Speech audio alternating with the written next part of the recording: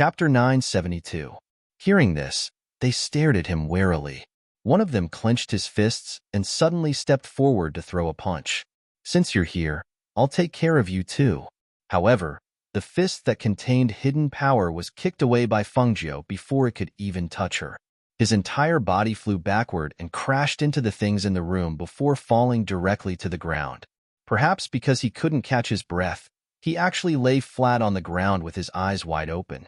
After a while, he finally got up. Go! With a fierce shout, Ning Lang, who was originally carried on his shoulder, was also thrown directly to the ground. The sound of a heavy object falling to the ground was heard. The three of them surrounded Fengjiu together. Their attacks were swift and fierce, faintly containing killing intent. However, among the three of them, two of them were in the early stage of the Foundation Establishment stage, while the other was in the middle stage of the Foundation Establishment stage. They could deal with Ning Lang, but against Fengjiu, they were not just a little bit weaker. The three of them only saw a red shadow sweep past, and a powerful and fierce aura instantly filled the small earthen room. The aura of a golden core cultivator shocked the three of them, and their faces turned pale. The other party's speed was too fast, and they couldn't even resist.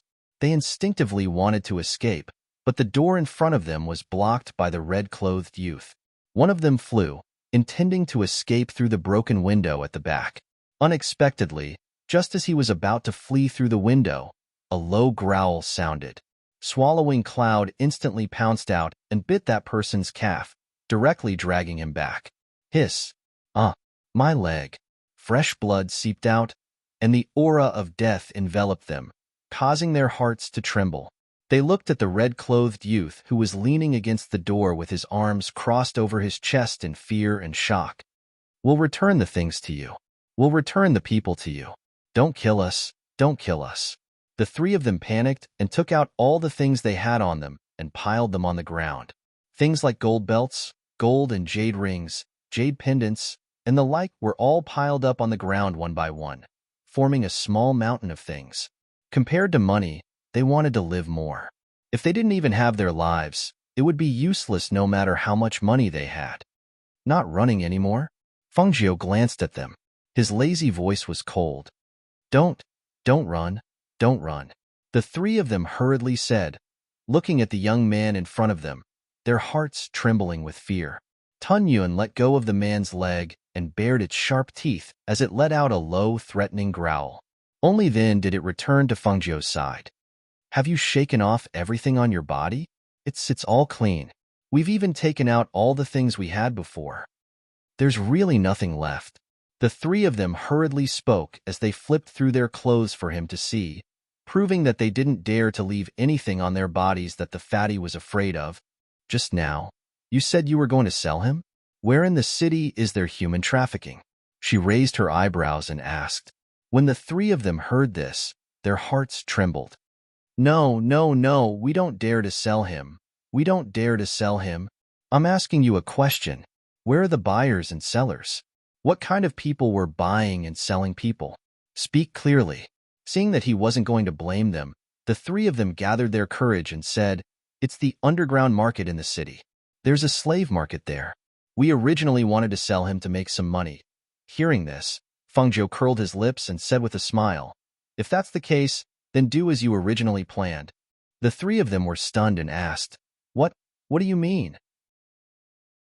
Chapter 973. Seeing that the three of them were stunned on the spot, she said again, That's right. Sell him according to your original plan. After selling him, I'll give you the money. Anyway, hurry up and sell him. Hurry up and carry him away, in case he wakes up later. Seeing that she was not joking, the three of them could only hurriedly get up and carry the fat man in the sack. Just as they were about to carry him out, they heard the young man in red's voice again. Wait. Fengjiu seemed to have thought of something. He walked forward and said, Put him down first. The three of them did not dare to ask and hurriedly did as he said. They opened the sack, revealing the fat man in tattered clothes.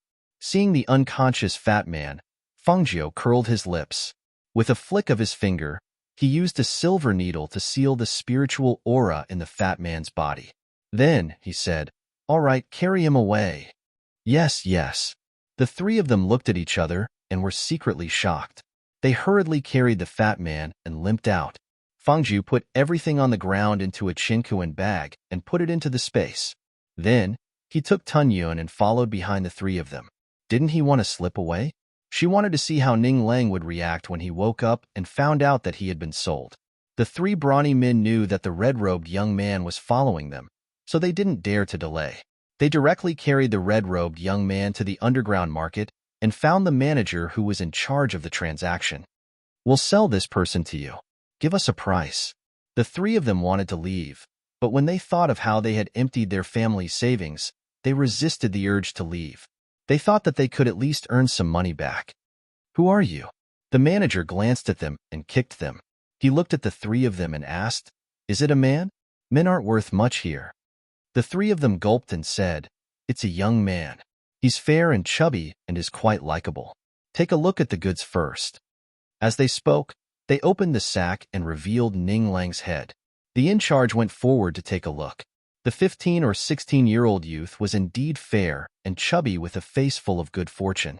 He didn't have any aura of spiritual power on him, so he thought that he was probably a child from an ordinary family. Thus, he nodded. This fellow looks all right. How about this? I'll give you 200 silver coins." 200 silver coins? The three of them were stunned. Then, they said, "This fellow is so good.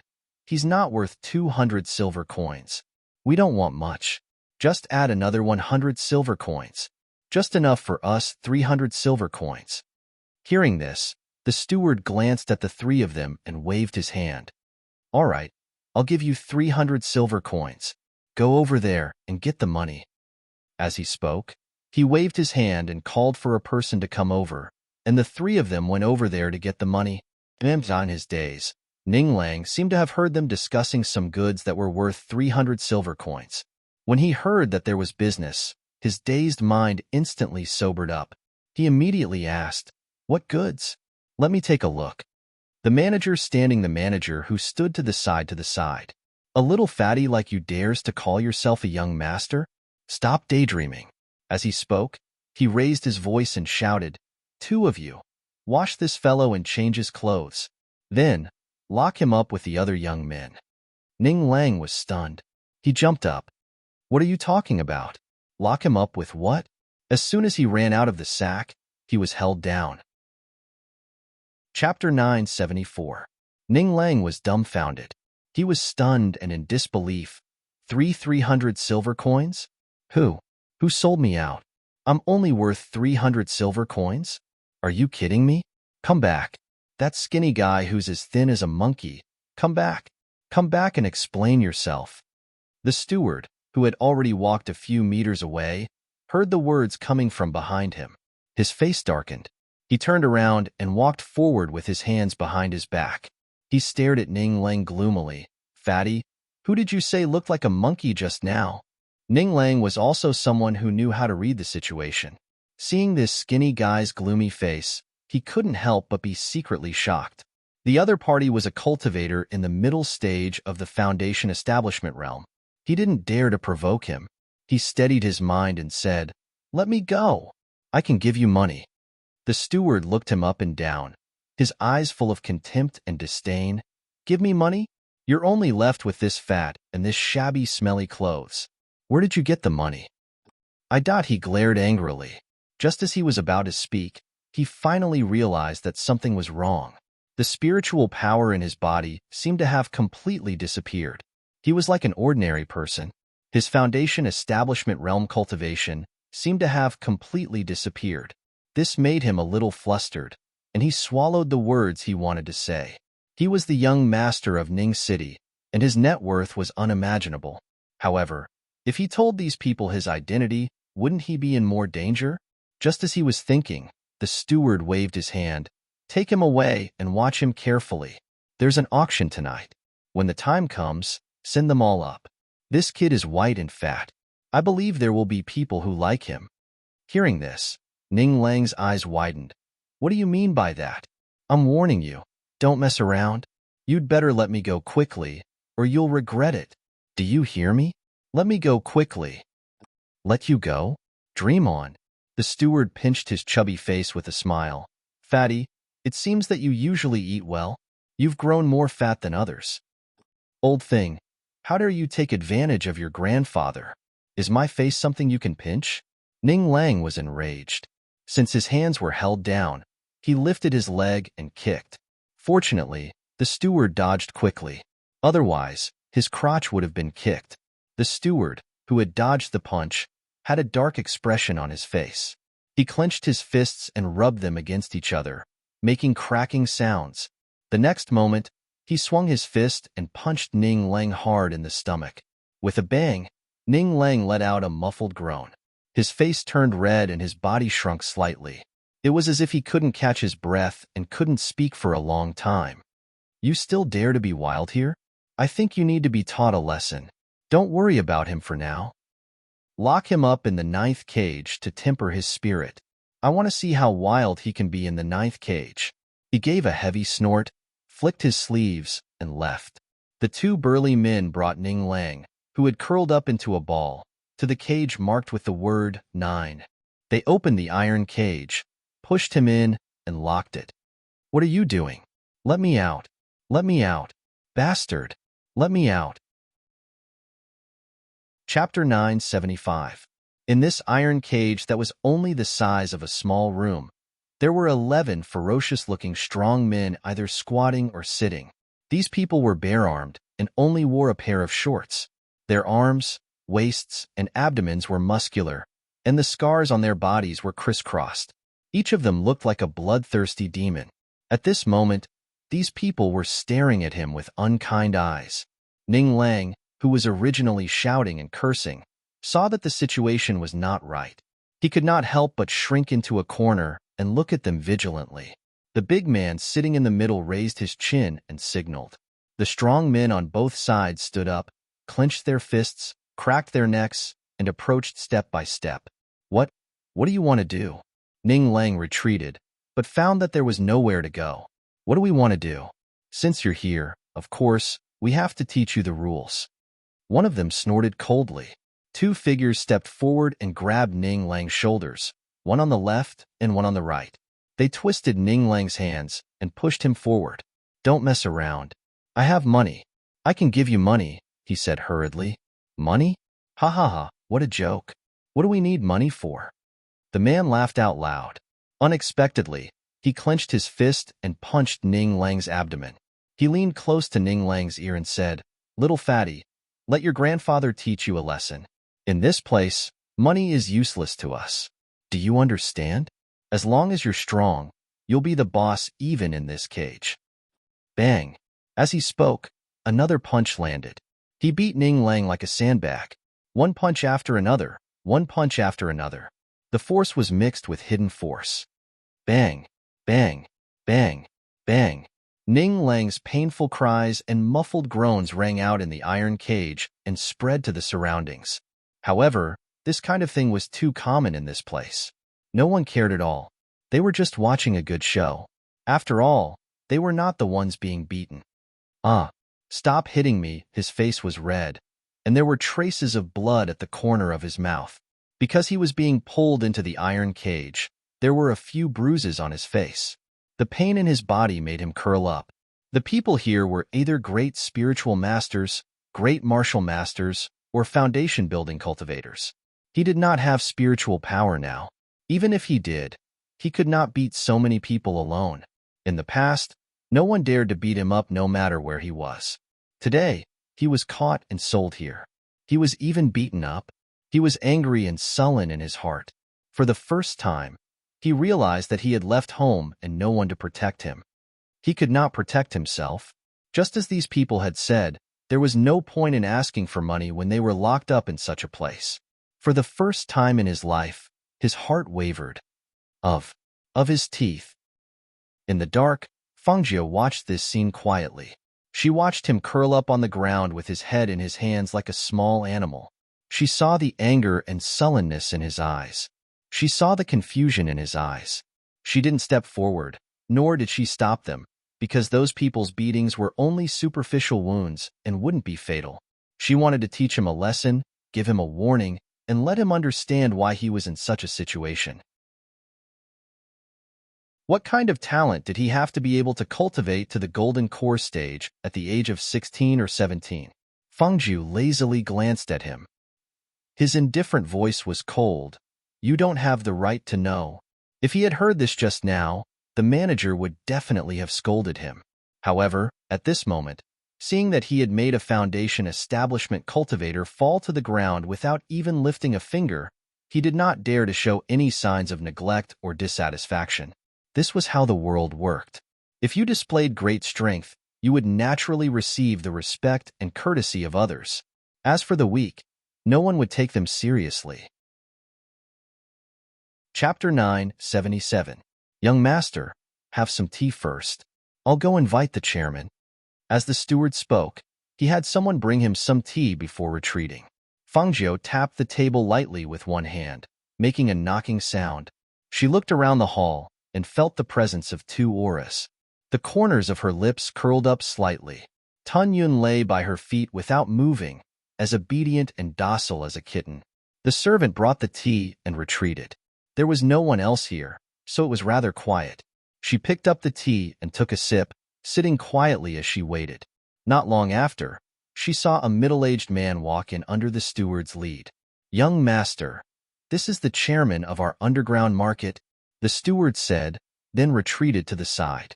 The middle-aged man had been sizing up Fengjiu from the moment he stepped into the hall. It could be said that he recognized who she was at first glance. While he was pleasantly surprised, he was also puzzled. Why had the ghost doctor come to their place?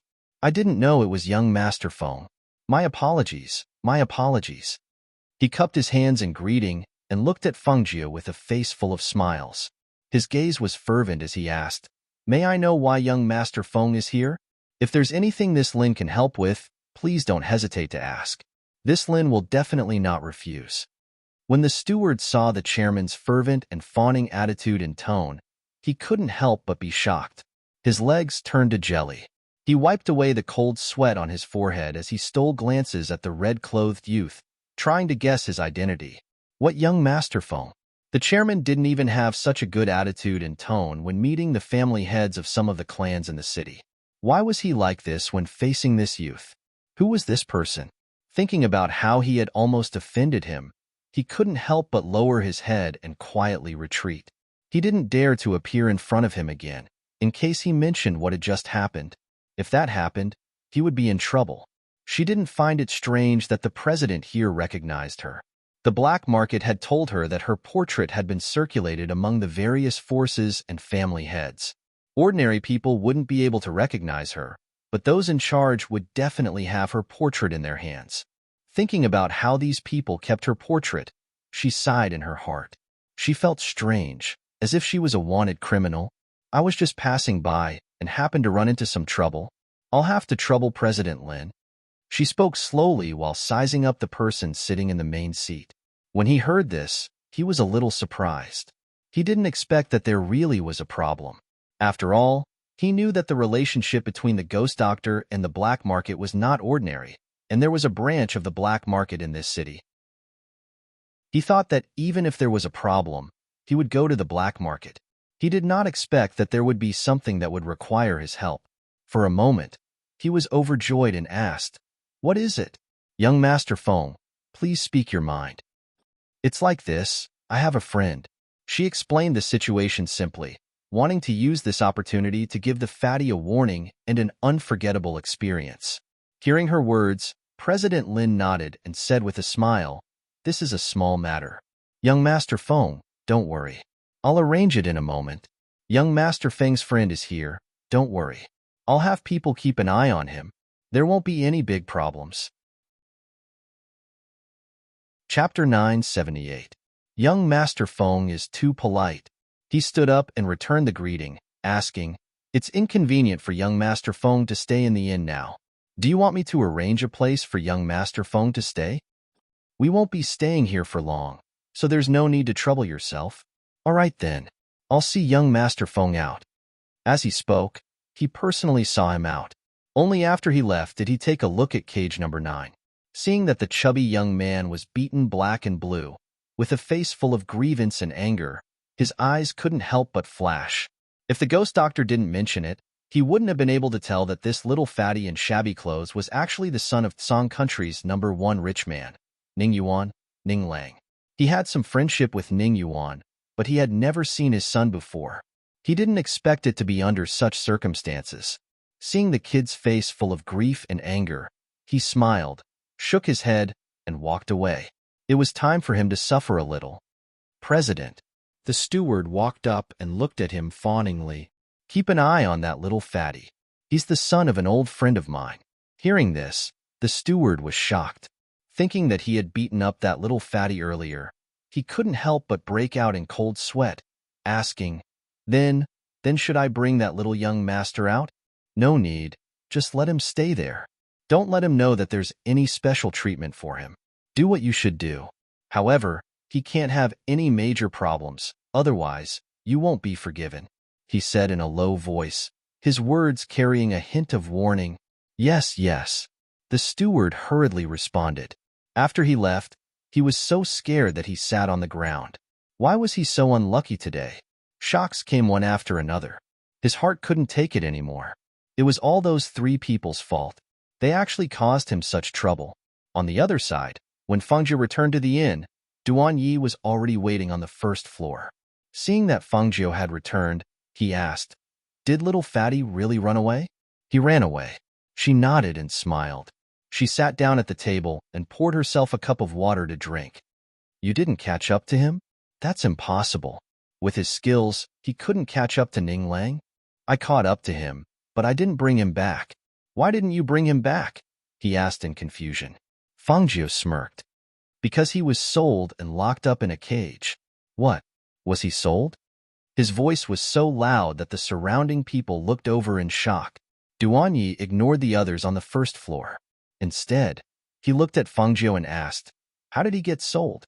In any case, he was a foundation establishment cultivator. Moreover, that brat was very smart. It's possible that he sold it to someone else, but how could he be sold by someone else? I followed him from behind and saw that he was targeted as soon as he left the inn. That brat also walked through a small alley and was knocked unconscious by 3 cultivators with wooden clubs and carried away. After that, he was sent to the underground market to be sold as goods, she said nonchalantly. When she thought of the miserable look on the little fatty's face after being beaten up, she couldn't help but smile. Someone had to teach him a lesson. Duan Yi was a little stunned when he heard that. He stared at him with a strange gaze. What do you want to do? Don't tell me you want to take the opportunity to teach him a lesson? Knowing that he was sold, he didn't save him and was still smiling here. What was he up to now? Chapter 979. Duan Yi slapped his hand away and glared at him. Don't get physical with each other. Ha ha ha. Fengjiu laughed and patted him on the shoulder. That's why I said that you're tactful. Hearing this, Duan Yi's mouth twitched. He was tactful, or else he would have been tortured by him. All right, he didn't deny this point. Other than Little Fatty, the other 2 were not as easy to fool as Little Fatty. Just like that, they settled down in the inn with good food and good accommodation. As for Ning Lang, he was locked in a cage and starved for a day. Until the next morning, he was brought to the mountain behind the underground market to mine ores and move them around. The sun was shining on his head and his back was sweaty. The skin on his hands and feet were scraped and blistered. He was so hungry and tired that his whole body ached. The bruises on his face had not subsided and were stained with dust. He was in a very sorry state. Woo! I quit. I don't have any strength. I can't move. He sat down on a rock and cried like a child. Father, mother, sob sob, save me.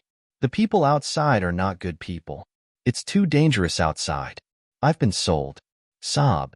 Father, mother, I want to go home. Shoo. A whip lashed out with a swoosh and landed on a rock beside him with a smack. A stern voice rang out. What are you howling for? Get up and continue working. Woo. I haven't eaten. My stomach. I can't move. Ning Lang sniffed and shrank his body. He looked at the fierce-looking man. He had been beaten up since yesterday and was a little scared.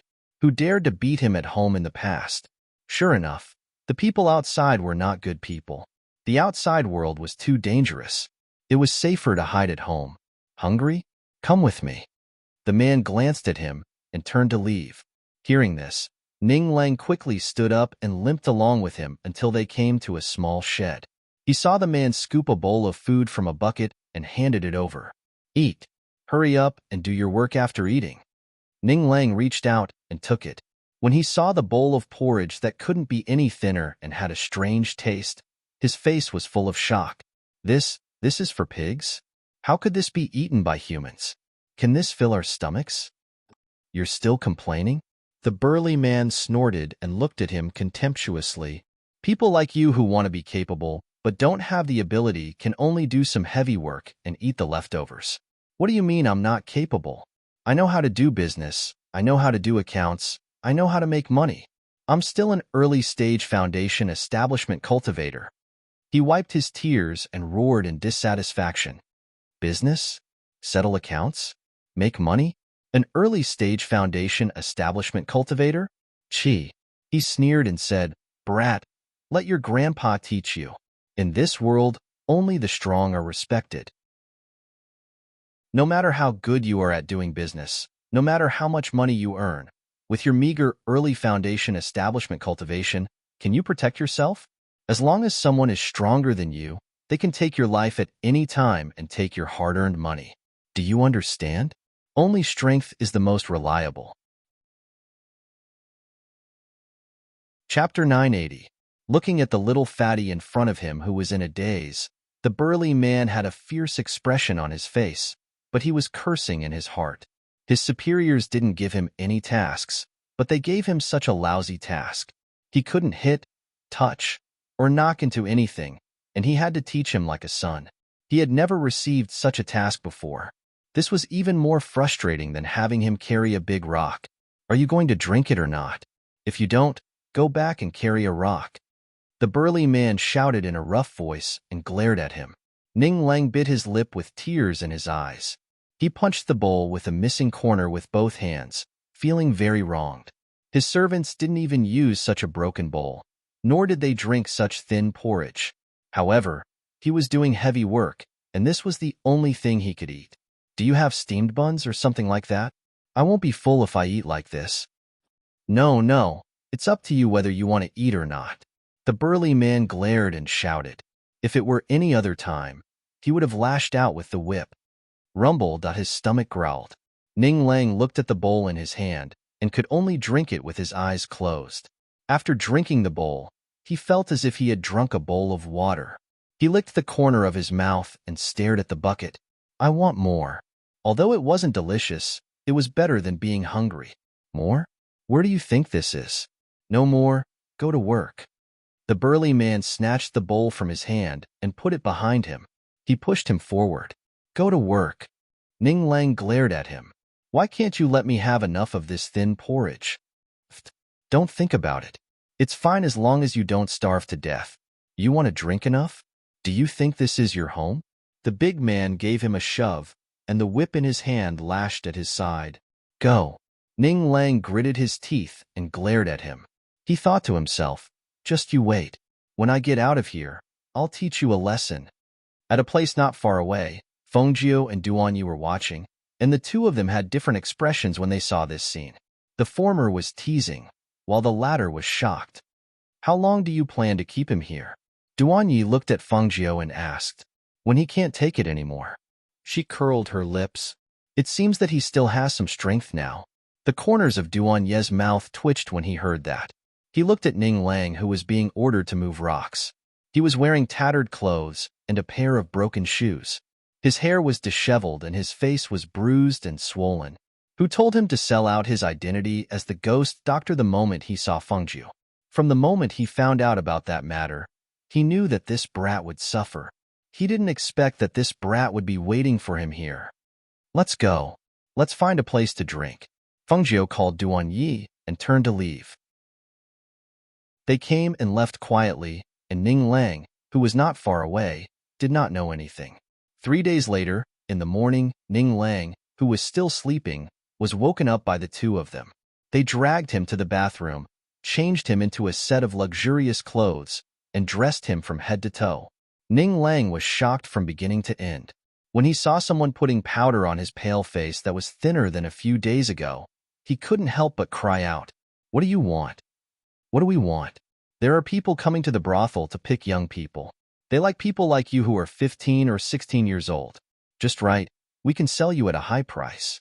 The manager who walked in said with a smile, but his heart was weak. Chapter 981. You don't want it? Even if you don't want it, you still have to take it. The steward gestured for someone to escort him to the front, while he wiped off his sweat and hurriedly followed behind. No, I don't want to be sold to a brothel. I want to go home.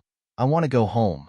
He struggled and shouted, but he had not eaten for a few days, and his cultivation was sealed, so he appeared to be weak and powerless, and was forcefully escorted forward by two cultivators.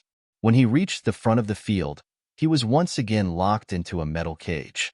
In this metal cage, there were 5 to 6 youths who were 15 to 16 years old, and their appearances were more outstanding than the average youths. Furthermore, they were all dressed up, all wearing new clothes, and looked neat and tidy. He looked at the few youths and could not help but have a worried expression. Don't tell me I really have to be sold to those places? Just as he was feeling uneasy, he suddenly saw two familiar figures. Seeing them, his eyes immediately surged with joy, and both his hands tightly grasped the door of the metal cage, shouting outside, "Fengjiu! Fengjiu! Duanyi! Duanyi! Save me! Save me! I'm here! I'm here!" The two people who were talking seemed to have inadvertently heard him and turned around to look. When their gazes landed on the figure locked in the metal cage, Duanyi took large strides forward, and Fengjiu slowed down by half a step. "Little fatty, why are you here?" Duanyi looked at the person locked in the cage with a face full of astonishment, as if he did not know anything, and asked in confusion and astonishment, "Woo, Duanyi, I've been sold." His eyes reddened, and looked at Fengjiu, who was slowly walking over. "Fengjiu, I shouldn't have snuck away. These people aren't good people. They didn't even give me food to eat, and even made me do heavy work. Look at my blisters." Fengjiu stopped in front of the metal cage, and looked at the youth who had obviously lost weight in the past few days, and asked with a smile, "Why didn't you tell them that you have money, and ask them to let you go?" "I did, but they didn't believe me," he said in grievance. "Don't you also have a certain level of cultivation to protect yourself? Why didn't you escape?" "I can't escape. My cultivation has been sealed." Seeing that he was clearly smiling, but there was no smile in his eyes, and seeing that he did not say that he would save him, he could not help but feel fearful. "Fengjiu, you'll save me, right? From the moment you escaped, I had nothing to do with you. Perhaps you can escape with your own abilities." "No, I can't get out." He slightly lowered his head, somewhat not daring to meet his eyes. "Save me and get me out." "Ait, are you obedient now?" She raised her eyebrows and asked. "Teet teet test teet, where? Why are you still here? Are you looking for me?" Ning Lang looked at Duanyi, who was standing outside, and asked. Duanyi glanced at him and said, "No, Fengjiu said that there's no need to look for you since you've left. We heard that there's a local market here today, so we came to take a look." Ning Lang was silent and lowered his head. Not long after, Ning Lang saw the manager, who was as skinny as a monkey trotting over, bending over with a fawning expression as he followed Fengjiu. Seeing this completely different attitude, he sighed in his heart. Chapter 982. They brought him to the restaurant and ordered 12 dishes. Before all the dishes were served, they saw Ning Lang sitting down with a starving look on his face. He scooped a spoonful of rice and began to eat in big mouthfuls, not even bothering to speak to the other two. Fengjiu and Duanyi looked at each other and also sat down at the table. The two only drank wine and didn't eat much. An hour later, Ning Lang took a breath and finally put down his chopsticks. "Are you full?" Fengjiu asked with a smile. "I'm full." He rubbed his stomach and burped. "This is the fullest and most delicious meal I've ever had." As soon as he finished speaking, he paused for a moment and looked at the two of them. "I thought you guys had left. I thought you guys were really going to be sold to a brothel. Those people, I told them I was from the Ning family and that my family's wealth was comparable to a country's, but they didn't believe me.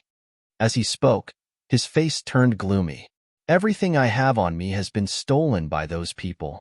Hearing this, Fangzhou glanced at him, then threw a Chinkuan bag to him. Your things are all here. All right, let's go if you're full. We've already been delayed here for a few days. Ning Lang was stunned. He opened it and couldn't help but be astonished. It's really my treasures. Why are they in your da? He wanted to ask, but he saw that Fangzhou and Duanyi had already walked out. Even the white ball pet had already followed them. At that moment, he hurriedly put away the Chinkuan bag and followed them down. After the three of them left the city gate, they directly threw out their magic tools and flew towards the next second-class country. About 2 days later, they arrived at a town in another country that was adjacent to the Tsang country. Aren't we going to the Hell Mountain Range? Why are we here? Ning Lang followed beside Fangzhou. Looking at the red-clothed man walking leisurely, he was a little confused. For the past 2 days, the more he thought about it, the more he felt that something was not quite right. However, he could not figure out what was wrong. It was true that he had saved him, but how did his things end up with him? They had arrived at the inn together. He also knew that Fangzhou and Duanyi had not gone out at that time, so it was naturally impossible for them to find someone to deal with him in that short period of time. But after thinking about it, he still felt that he had been tricked. However, due to his coldness, he did not dare to ask about this matter again. I'm here to find someone, Song Ming, Fangzhou said, and entered the city with them. Looking at the bustling city, her gaze fell on a tea stall in front of them. Let's go have a cup of tea first. Little Tun Yun obediently followed behind her with the other two following behind her. When they arrived at the tea stall, other than tea, there were also some snacks to eat. Why are you looking for Song Ming? He's a wastrel. He doesn't do his job all day long, but he likes beauties. Ning Lang curled his lips. He did not have a deep relationship with Song Ming, but he had heard of his reputation.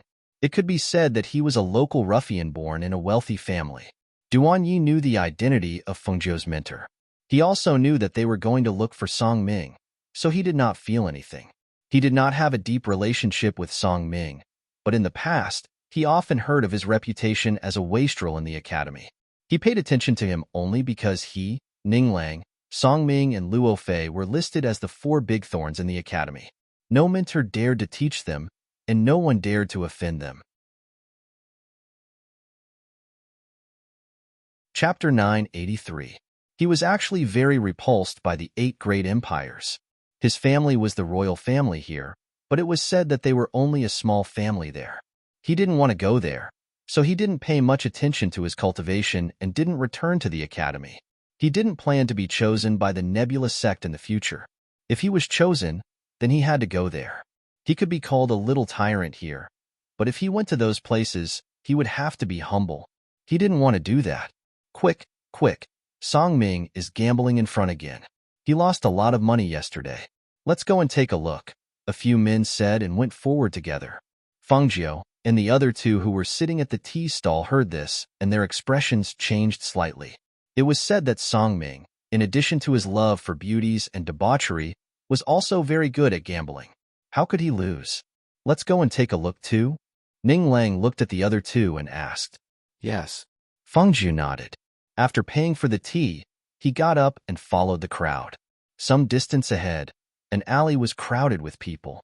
There was a square table in the middle of the crowd. A young man in embroidered clothes sat there with his legs crossed. There was a servant behind him. There was a dice cup in front of him. There were 2 words written on the table, big and small. There was also a lot of money on it. Quick, quick, quick, place your bets. He shouted and knocked on the table with one hand. Many people placed their bets again. Most of them bet on the big side. After everyone settled down, he opened the dice cup. When they saw the numbers inside, everyone was shocked. How can it be small? I've already opened many small games. I've already lost a lot of money on the big side. I'll definitely open big this time.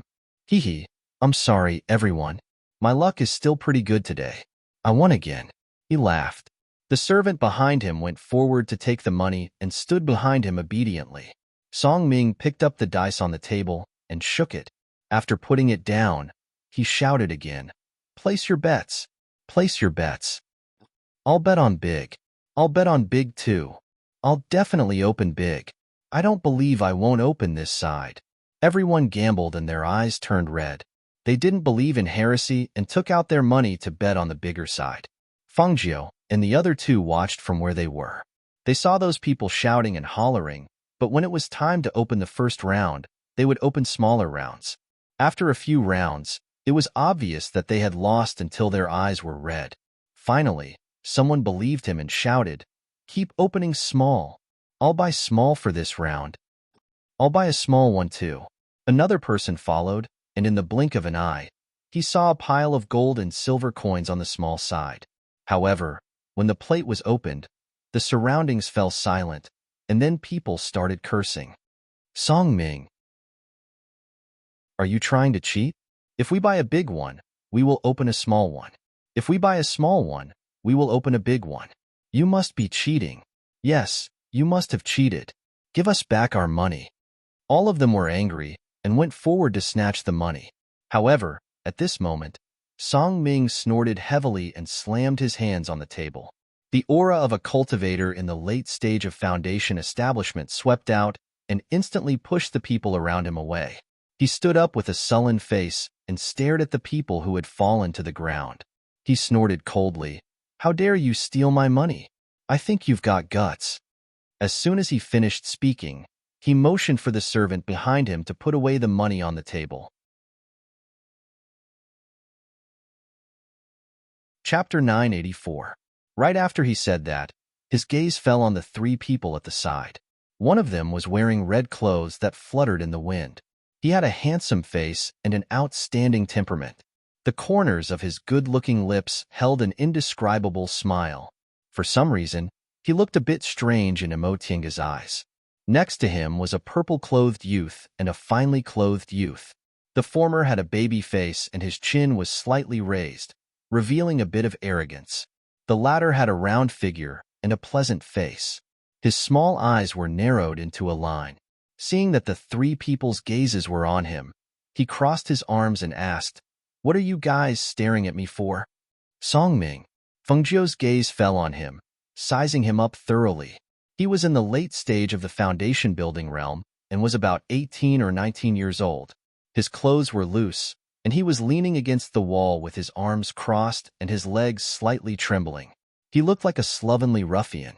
According to the information given to her by the academy, Imotienga knew that Song Ming's family was a bit complicated. His mother died of illness when he was 5 years old. In the same year, she found out that his father had another woman and 2 sons. One was the same age as him, and the other was a year younger. The year his mother passed away, his father married that woman. He was just a 5-year-old child, but he was able to stop his mother's clansmen from inciting his father to marry that woman and become Madame Song. Under the pressure of the clan elders and his mother's relatives, in the end, that woman could only be accepted as a second wife and was called Second Madam. Even his 2 sons could only be born of concubines. Perhaps it was because of his family's environment, but his behavior had been unruly since he was a child. Fighting, gambling, and beauties were all involved. However, his talent was outstanding since he was a child. In addition, he had the support of his mother's clansmen and the protection of the clan elders. It could be said that even in his family, he was a tyrant. No one could discipline him. Imotienga looked at him but didn't say anything. That was because when Song Ming caught a glimpse of a few people coming from not far away, he immediately took the Chinkuan bag that contained money from the attendant's hand and ran away. "You go back first. I'm going to have a chat with the beauties." "Young master, don't run. Clan head wants you to go back." When those people saw him running away, they hurriedly shouted and chased after him. Fengzhou glanced at those people. 2 of them were golden core cultivators, and the few behind them were great spirit masters. It seemed that it wouldn't take long for them to catch Song Ming. "I've seen Song Ming from afar for a day or 2, but it looks like he doesn't remember us." As Duanyi spoke, he looked at Fengzhou and asked, "How do you plan to take him away?" His family's affairs were troublesome. He probably wants to stay here and cause trouble for his dissolute father, and won't follow us to the Hell Mountain range. Fengjiu glanced at him and said leisurely, "You also know that all of you are troublesome?" Hearing this, Duanyi snorted and looked away. How were they not worrisome? They just didn't want to be restrained. "Let's find a place to stay. Since we're already here, why don't we find a time to visit the Song family?" Ning Lang said as he walked outside to take a look. "Let's go to the front and have a look. There should be an inn up ahead. Let's go." As she spoke, she walked forward with them, planning to find an inn to stay in first. However, after entering the inn, they booked 3 rooms and were led upstairs by the innkeeper. Just as they were about to go upstairs, they heard a young man's surprised voice behind them. Chapter 985. Fengjiu looked back and saw a young man in embroidered robes standing in front of Tun Yun. He looked at the little white ball of Tun Yun in surprise. If Tun Yun had not been glaring at him unkindly, he probably would have reached out to carry Tun Yun. "I'm not selling," Fengjiu called out, and Tun Yun leaped to her feet. "I'll pay a high price. Sell it to me," the young man said, and came to Fengjiu's side. Fengjiu could not help but smile when she heard that. She glanced at the young man. "Do I look like I'm in need of people?" The young man looked him up and down. Only then did he notice this person's extraordinary aura. He saw that his clothes were all of high quality, especially the rainbow-colored feather at his waist that was half covered by his outer robes. It was even more dazzling. "Then I'll give you something in exchange," he said in a different way. Fengjiu ignored him. She glanced at him coldly and walked up the stairs with Tun Yun. When the youth was swept by that gaze, he felt a chill run up from the soles of his feet to his heart. However, when he saw Duanyi go upstairs, he wanted to say something, but Duanyi reached out and pushed him impolitely. "What are you doing? Are you asking for a beating? Why are you pushing me?" The young man was furious and glared at the baby-faced Duanyi. Compared to the young man in Red's cold gaze, the baby-faced young man did not have that kind of frightening aura. Hence, he was not afraid. "Stay away from us." Duanyi snorted coldly and left behind a warning before turning around and walking upstairs. However, at this moment, his robes were stepped on, almost causing him to fall forward. I'm sorry. I accidentally stepped on your robes," the young man said apologetically. However, his face was full of provocation. Duanyi was not one to be taken advantage of. When he saw that the young man dared to step on his robes, his baby-faced face immediately darkened. He raised his leg and gave the young man a kick without warning. Bang! Hiss! The kick landed on the young man's chest and sent him flying. He fell to the ground in pain and could not stand up for a long time. "Third young master." The guards outside quickly walked in and helped him up. 2 of them pulled out the long swords at their waists and attacked Duanyi and Ning Lang. "How dare you hit my young master? You're courting death." Ning Lang was staring at Duanyi's robe that had been stepped on. Seeing that there was a footprint on it, he was about to laugh out loud when he saw Duanyi turn around and kick the young man out. He opened his mouth in shock. While he was in a daze, a few guards rushed in from outside. Some helped the young man up, while some drew their swords and slashed at them. He was so shocked that he suddenly came back to his senses. "Why are you slashing me? I didn't kick your young master," he shouted as he dodged. At the same time, he threw out a punch and hit one of the guards in the eye. My eyes. Damn it, you 2 brats." The other 2 guards also rushed forward and attacked with their long swords. The light of the blade and the shadow of the sword flashed and landed in the inn. Some of the ordinary guests were so shocked that they quickly dodged. However, some cultivators remained seated and watched the fight with interest. The innkeeper of the inn hid behind the counter and looked at the messy first floor. His face was pale with worry as he shouted, "Masters, masters, stop fighting. Stop fighting. If you continue fighting, my little inn will be destroyed."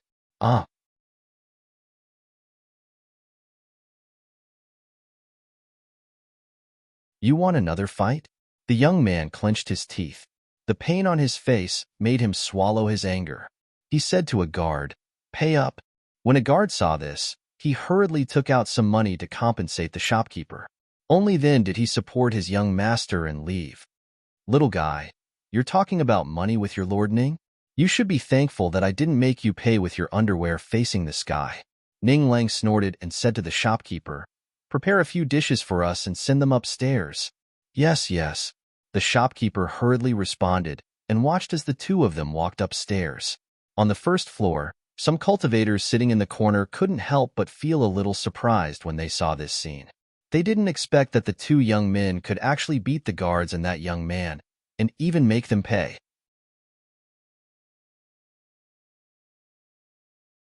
Chapter 987. However, the people on the first floor guessed wrong. The youth did indeed complain after returning home. However, Master Song was having a headache about his eldest son, Song Ming, and had no time to care about his youngest son. Therefore, after hearing the guard's words, he only told his son not to cause trouble and did not say anything else. In the west courtyard, a beautiful woman was looking at the jewelry sent by the jewelry shop in the courtyard. She picked up a necklace and asked a maid to put it on her. After looking at the effect, she heard the sound of kicking and cursing outside. "Go and see what's going on," the beautiful woman said slowly. Her voice was soft and gentle, like a gentle and delicate beauty. Her appearance and figure were indeed so.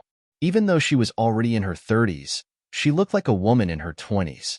This beautiful woman was the second madam of the Song family. "Madam, the third young master is sulking outside. I don't know who hit him, but his face is full of injuries. This servant wanted to apply medicine for him, but he didn't let me." "Hit by someone?" The second madam was startled. She put down the jewelry in her hand and walked out. When she came to the courtyard, she saw her son's face covered in bruises. She couldn't help but feel distressed. "Who dared to hit you like this? Quick, get the medicine for the third young master to apply." "I don't want it." He pushed the second madam away and said angrily, "I don't want it. If you're hurt, you have to apply medicine. How can you not apply medicine? Don't throw a tantrum. Quick, mother will apply it for you." She looked at her son with distress. She took the medicine from the maid and was about to apply it for him. "I won't. I won't." He angrily pushed the medicine in the second madam's hand to the ground and broke it. Seeing this, a trace of worry appeared on the second madam's delicate face. She asked, "Then tell mother, who hit you? Don't tell me it was your eldest brother who dragged you to the martial arts field and beat you like this again?" "It wasn't him. It was those two stinky brats. They beat me up and even made me pay for the tavern. I couldn't take this lying down, but father said he was busy with big brother's matter and told me not to cause trouble. He wouldn't stand up for me," he said hatefully, his eyes filled with unwillingness. No matter how much his father doted on him, he couldn't compare to his elder brother. His matters would never be as important as his elder brother's. Just because he was born of a concubine, just because his mother wasn't the wife of the head of the Song family. Hearing this, the second madam's eyes flickered, and she said softly, "Since your father has said so, don't think about it anymore, lest you make your father unhappy. Big brother is always causing trouble outside. When has father ever said anything about him? If big brother was bullied outside, father would help him out," he said angrily, his fists clenched tightly. The more he thought about it, the harder it was for him to get over it. Don't always compare yourself with your big brother. Your big brother is the son of the first wife. Your father has his reasons for valuing him. Just say these words here. Don't say it outside and let others hear it. Otherwise, your father and big brother will be unhappy if they know." She patted his hand and said, "All right, you can go back first. Don't mention it again." "But, go." She gestured and called two people to send him back to the courtyard. After he left, she sat in the courtyard. A faint light flashed through her eyes as she said, "Call the guards who went out with the third young master today." "Yes," the maid replied and went out to call them. Chapter 988. Light footsteps brushed past the roof of the inn. In the pitch-black room, Fengjiu, who was sound asleep on the bed, opened her eyes when she heard movement on the roof. Her clear eyes were as dazzling as the stars in the night. Tun Yun, who was lying at the door, straightened up and walked to the bedside to look at its master who had already woken up. Fengjiu only waved her hand gently, indicating for it to lie down. It then lay back down on the ground and closed its eyes. She did not get up. Instead, she closed her eyes and listened. She wanted to see how vigilant Duan Yi and Ninglang were. These two brats had fought with someone during the day. Were they sleeping soundly at night? Or were they still vigilant? In the other two rooms, Duan Yi and Ninglang both woke up when someone landed on the roof. Duan Yi was already vigilant, while Ninglang had suffered a loss once. He no longer dared to be careless. The movement was extremely small, and the aura was hidden very well. It was obvious that the person who came was not a Foundation Establishment cultivator, but a Golden Core cultivator. Was it someone sent by the Song clan? Such sneakiness was truly despicable. During the day, they had fought with someone from the Song clan. Tonight, they came to deal with them. Even a fool would know that it was someone from the Song clan.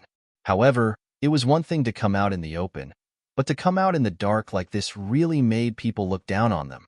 However, as they lay quietly on the bed with their eyes closed, they realized that there was no movement for a long time. They could not help but feel strange. Could it be that they were not from the Song clan? Just as they were thinking, they smelled a faint fragrance. When they smelled that fragrance, the two of them cursed inwardly. Just as they were about to jump up, their vision turned black and they lost consciousness.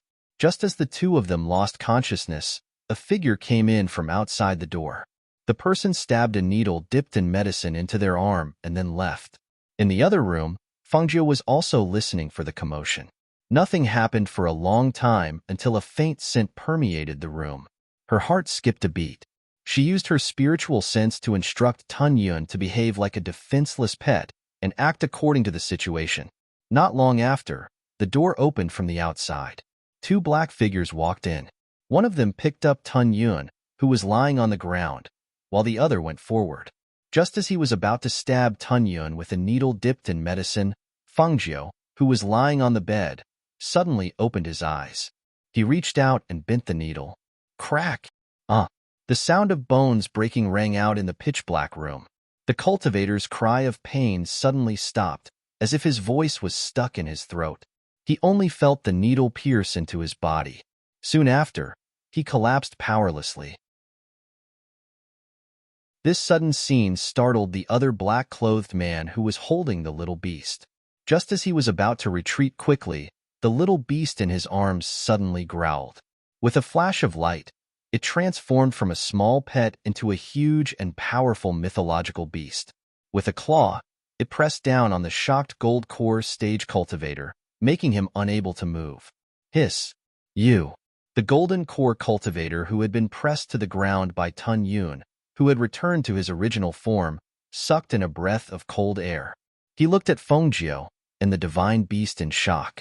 His voice stopped at the same time, and after a moment of movement, the room returned to normal. It was as if the movement just now was an illusion.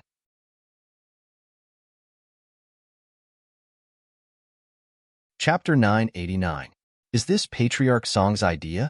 She raised her eyebrows and stared at the cultivator who was being pressed to the ground by Tun Yun. The cultivator was trembling all over and had no strength to get up. He didn't say anything and just looked at the red-clothed youth in front of him in horror. You don't want to talk?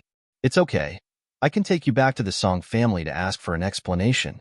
Don't even think about dying. If you die, I'll feed you to my little beast. She spoke unhurriedly and glanced at the person on the ground. She wasn't afraid that he would kill himself because she had already seen that this person was afraid of death. Otherwise, he would have killed himself the moment he was caught. He wouldn't have waited until now. Watch them. Fangjiu ordered Tun Yun to watch over the two of them while he walked out. He first went to Duan Ye's room to check on his condition. This idiot. She couldn't help but curse in a low voice. He had really fallen into a trap. She immediately took out a silver needle and pierced Duan Ye's acupuncture points to wake him up. Unexpectedly, as soon as he woke up, his fist, which contained a fierce hidden force, was swung towards her face. She quickly blocked it and said angrily, "It's me." When he came back to his senses and heard Fengjiu's voice, Duan Yi was surprised. "Why are you here?" As he spoke, he quickly sat up and felt that there was nothing wrong with his body. He couldn't help but let out a sigh of relief. "Thank goodness you're fine. I thought I had fallen into a trap. You're fine?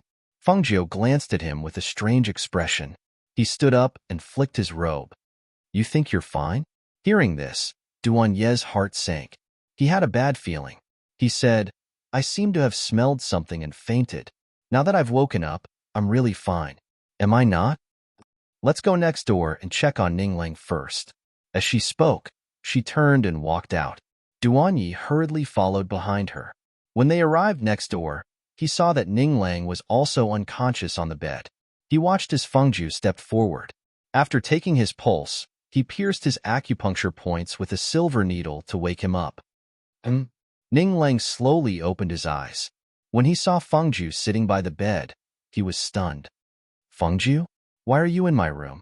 He sat up. Seeing that Duanyi was also there, he couldn't help but let out a sigh of relief. You're all here. That's good. Let me tell you. Have you heard the sound of it? Since you already knew, why did you still allow yourself to fall into the trap and put yourself in danger?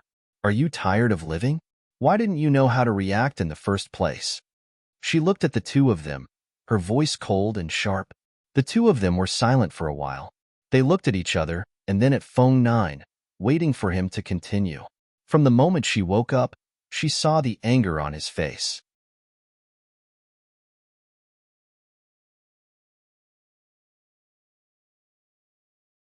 Chapter 990. I also want to know who did this. Duanye's voice was cold and murderous. His doll-like face was filled with a bloodthirsty expression. Fengjiu's gaze swept past the two of them. The two golden core cultivators are still in my room. Let's go. Let's go and ask them. As she spoke, she turned and walked out, heading towards her guest room. When the two of them heard this, they were stunned. Two golden core cultivators had been defeated by him? Puzzled, they followed him out to his room. As soon as they entered, the two of them jumped in fright and nearly cried out in alarm. In the room, a ferocious beast that looked like a tiger and a lion exuded a powerful aura. It made them unable to take a step forward for a long time. That was a divine beast. It was actually a divine beast. And they actually sensed a trace of little Tun Yun's aura from this terrifyingly powerful divine beast. The beast's eyes were even more frightening than Tun Yun's when he was shrunk. The bloodthirsty and ferocious eyes were filled with a terrifying murderous intent. Just one look was enough to make the two of them tremble, especially when they saw a golden core cultivator lying on the ground under the divine beast's claws. He seemed to be gasping for breath. His face was pale and his aura was weak, as if he would die at any moment. As for the other side, he was lying unconscious on the ground. The two golden core cultivators were being guarded by the divine beast. Even if two more people came, they would not be able to escape, let alone just the two of them. He's over there. You can interrogate him. She gestured. She did not go forward but sat down at the table and poured herself a cup of tea. Duanyi and Ning Lang looked at each other as their lives were at stake. They walked forward and looked at the golden core cultivator who was being stepped on by Tun Yun. They asked coldly, "Who ordered you to use such a despicable method?" The golden core cultivator was panting as if he could not breathe. He looked at the two of them but did not speak. Tun Yun saw the two of them and retreated. At the same time, he shrank into a small ball like a small pet without any attack power. He came to Fengjiu and sat down beside her. You won't speak? Duanyi took out his long sword and pointed it at his crotch. Are you going to speak or not? As soon as the voice came out, his long sword went in a little deeper. With just a light stroke, a hole was cut in the pants. Fear and nervousness appeared in the eyes of the golden core cultivator, who had been pressed to the ground by Tun Yun. No, don't. I'll talk.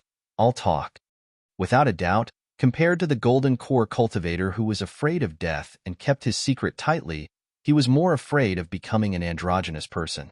Hence, when he felt a sudden sense of danger, when he felt a chill in his pants and cold sweat broke out all over his body, he chose to speak of the mastermind. It's second, madam. We're second madam's people. Third young master was beaten up by you, and the master was dealing with first young master's matter. He only told the third young master not to cause trouble. Third young master could not take this lying down and begged second madam. Second madam asked us to drug you. She did not want others to suspect the Song family, so she gave us a slow-acting poison that will only take effect after 3 days. By then, even if you die, no one will suspect the Song family. This is what we know. I've told you everything. Please let me live.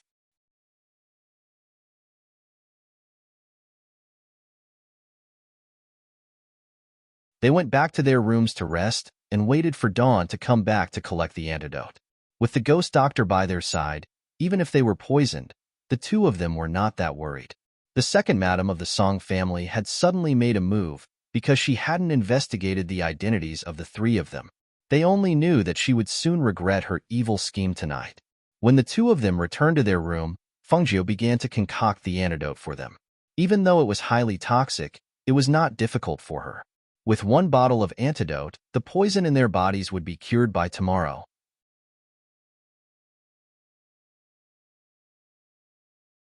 Chapter 992. In the black market, deep in the night, when he heard that someone had arrived with a level 1 black token, the black market president, who was sound asleep, could only quickly get up. After getting dressed, he quickly went to the front living room, accompanied by 2 black market elders. Once they entered the living room, they saw a handsome youth in red sitting inside. When they saw the youth's face, the 3 couldn't help but be startled. Then they were pleasantly surprised. "We didn't know it was the ghost doctor. Please forgive us for not welcoming you." The president stepped in, smiling as he apologized. Fengjiu, who had taken a sip of tea, put down the teacup in his hand and looked at the newcomers. The middle-aged man and the 2 elders stood up and cupped his hands in greeting. "President, 2 elders." When the 2 elders saw this, they also smiled and hurriedly returned the greeting. "Ghost doctor, please sit." Everyone sat down and dismissed the attendants. The president and the 2 elders looked at each other, then asked, "I wonder why the ghost doctor has come to visit so late at night?" As the saying goes, one doesn't visit a temple without a cause, let alone the ghost doctor who had always been low-key. If she didn't have something to ask of them, she probably wouldn't have come to the black market. "I need information on the second wife of the Song family head." She directly stated her purpose, looking at them meaningfully, some information that outsiders can't find. Hearing this, the 3 were startled. The second wife of the Song family head? Could it be that that woman offended the ghost doctor? Thinking of this, the 3 looked at each other, then nodded. "Since the ghost doctor has asked, we naturally won't hide it." "I won't hide it from the ghost doctor. In the places where the black market is located, there will be information on the local families and some important people. It can be said that we can gather information on 3 generations of their ancestors. Otherwise, our black market wouldn't have such a large area of influence in each place." The president smiled and said, "Naturally, we can't take out the information in the depths of the black market, but to our own people, it doesn't matter." He stood up and said to Fengjiu, "Ghost doctor, please wait for a moment, I'll go get it." Saying this, he bowed to Fengjiu and turned to leave. "Ghost doctor, how did the second madam of the Song clan offend you?" the 2 elders asked. Seeing this, Fengjiu briefly explained the situation. "I see." The 2 of them nodded and said, "This second madam of the Song clan has some tricks up her sleeves. She has also raised quite a number of people in secret. This is something that even the Song clan head doesn't know about. If she hadn't offended me, I wouldn't have bothered with her. It's just a pity that she secretly used a vicious move because of a fight between a few youths. If I don't teach her an unforgettable lesson, she'll really think that everyone can be bullied." Fengjiu's expression was cold. Originally, she wanted to only take Song Ming away from the Song family. Who would have thought that someone would dare to poison the people around her in front of her? Did they really think that she, Fengjiu, was a pushover? Ha ha ha. Actually, the ghost doctor doesn't have to do it herself. One of the elders smiled and stroked his beard.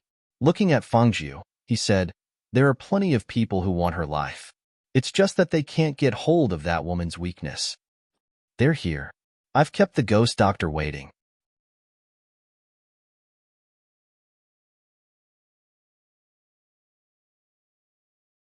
Some time ago, they even issued a black order saying that anyone who disrespects the ghost doctor will be punished severely. Moreover, It's said that the higher-ups are already looking forward to when the ghost doctor will go to the Empire. She advanced to become a golden core cultivator in a 2-star academy. This news has already spread within our star cloud black market. I believe that it won't be long before she can go to the Empire. Moreover, she is not an ordinary person. In these small countries, she can't be trapped. The 3 people chatted at the entrance until, after a while, they turned around and walked inside. As for Fengjiu, she did not directly return to the inn. Instead, she took advantage of the night to quietly come to the Song residence. She hid her aura, and her whole person blended into the night. Silently, like a ghost, she swept through the night and easily entered the inner courtyard of the Song residence.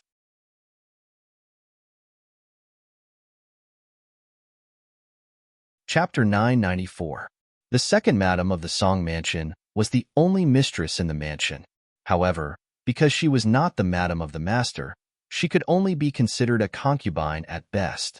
Therefore, she did not have the qualifications to stay in the East Courtyard. In the Song mansion, the master of the Song mansion lived in the East Courtyard, which was also the main courtyard. The South Courtyard was the second largest courtyard after the East Courtyard and was lived by Song Ming. As for the West Courtyard, it was divided into 2 parts. One side was occupied by the second madam and the other by her 2 sons. The North Courtyard was used to entertain guests. Therefore, it was easy for her to find the second madam's courtyard. Perhaps the second madam was not worried about the guards of the Song mansion, or perhaps she thought that no one would dare to come to the Song mansion. Therefore, other than the 2 teams of night guards, there were only 2 guards guarding the courtyard door. Seeing this, she entered from the back and quietly snuck into the room through the window. Her body was as light as a cat. After landing steadily, she leaned slightly to the side and hid in the dark. Looking at the figure on the bed, she thought to herself, "This woman is proficient in poisons. How should I deal with her?" Just as she was thinking, she saw the woman turn over and a sleepy voice came from the gauze curtain. "Rui, pour me a cup of water." Hearing this, Fengjiu's eyes moved slightly. She flashed to the outer room and took out a pill. She crushed it into powder and sprinkled it into the water bottle. This pill was colorless and odorless. Even if she was proficient in poisons, she would not be able to detect anything. The maid who waited outside at night pushed the door open and lit the lamp. She poured the water and brought it forward. "Madam, water." From inside the gauze curtain, a pair of soft, snow-white hands reached out. After receiving the water, she drank it in a few mouthfuls. Then, she handed the cup back and asked with a lazy and sleepy voice, "What time is it?" "Madam, it's just past midnight." The maid respectfully replied, You may leave." She waved her hand, indicating for the maid to leave. Just as she was about to go back to sleep, she heard a voice from outside. "Greetings, family head." The 2 guards bowed respectfully. When the woman in the room heard this, she was startled and hurriedly said, "Master is here?" As she spoke, she had already stood up to greet him. After hiding in the dark and seeing her drink the water, she went outside and put the antidote in the water bottle to prevent others from discovering it. Just as he was about to leave, he heard a voice coming from outside. He couldn't help but be startled. He immediately hid in the dark again. "Master, why are you here so late?" Second madam's black hair hung loosely over her shoulders. She was only wearing a doo-doo and a light muslin covering her body.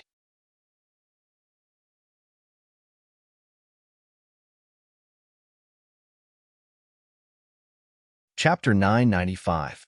She had originally planned to leave, but now that Song family head had come in, she couldn't leave even if she wanted to. Then should she stay and watch their erotic show? Thinking of this, her eyes moved, but she decided to forget about it. A middle-aged man with a bit of weight wasn't much to look at. It was better for her to hide here and look for an opportunity to leave. In the room, the woman's delicate voice sounded, accompanied by the man's panting. She narrowed her eyes and glanced at the tent. She could faintly see 2 figures overlapping in the tent, and the sound of their panting was filled with ecstasy. After waiting in the room for nearly an hour, she couldn't help but rub her chin. She looked at the bed that was creaking from the shaking, as well as the panting and moaning coming from their bodies. She couldn't help but think to herself, It's the middle of the night, but these two people are playing quite intensely. Taking advantage of the fact that the two were too busy to pay attention to anything else, she quietly slipped out and lightly jumped out of the room. After a few breaths, she hid herself in the shadows outside, avoiding the night patrols, and lightly leaped out of the Song residence. Outside, she turned around to look at the Song residence, and the corners of her lips curled up.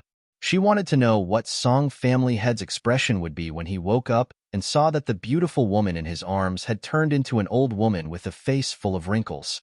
She walked towards the inn. There were very few people on the road, and the sky was hazy, but some small stalls had already begun to open, preparing for business at dawn. When she passed by a small stall, she smelled the strong scent of soy milk and couldn't help but stop. "Is this soy milk?" She looked at a middle-aged couple and asked. "It's tofu pudding. The water is still boiling, and it's not ready yet." The woman replied, "How long will it take before we can eat?" She rubbed her stomach and sat down at their table. "It'll be ready in another hour. Young master can sit for a while, drink some tea, or eat some snacks. These are all homemade snacks," the woman said as she brought some snacks and tea to Fengju. Seeing this, Fengju sat there and ate. In any case, she couldn't go back to sleep now, so she might as well wait until dawn to call the two of them and go to the Song residence to watch the show. After making up her mind, she sat there with her chin in her hand. When the sky gradually brightened, she brought back 2 portions of tofu pudding for the 2 people in the inn. Other than the tofu pudding, she also brought back some snacks made by the couple from the stall. When she returned to the inn, she happened to see the 2 people coming down from upstairs. "You didn't come back last night?" The 2 of them looked at Fengjiu, who had just entered, and asked in surprise, "Drink the antidote?" She looked at the 2 of them and asked. Because it was still early, there was almost no one on the first floor of the inn. "Yes, Tun Yun told us." The 2 nodded and came to Fengjiu's side. They looked him up and down and asked, "You didn't secretly go to the Song family, did you? Come and go as he pleases? No one would have noticed?" The Song clan master was a nascent soul stage cultivator, and there were also nascent soul stage cultivators in their residence. He was only at the Oris core stage. If he went there, he would definitely be noticed. However, if he didn't go to the Song clan, they really couldn't figure out where he had run off to for the entire night. "I brought breakfast for the 2 of you on the way back. Here, hurry up and eat. After that, we'll go and watch the show." She placed the food in her hand on the table and gestured for the 2 of them to hurry up and eat.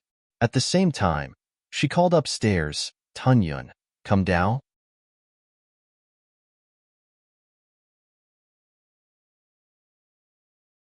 Chapter 996. After Duanyi and Ning Lang glanced at Fengjiu, they sat down at the table and ate the breakfast he brought back for them. As they ate, the 2 of them pondered. Did he go to the Song family to watch the show? Why did he go to the Song family? Curious, they ate their breakfast much faster. After hastily finishing their food, they wiped their mouths and stood up. "We're done eating. Let's go." Fengjiu was patting Tun Yun's head and stroking its soft fur when he heard their voices. He turned his head slightly and saw that the 2 of them had stood up and were looking at him. Seeing this, he smiled and said, "Don't be in such a hurry. Sit down. I'll take your pulse and see how your bodies are doing after taking the medicine."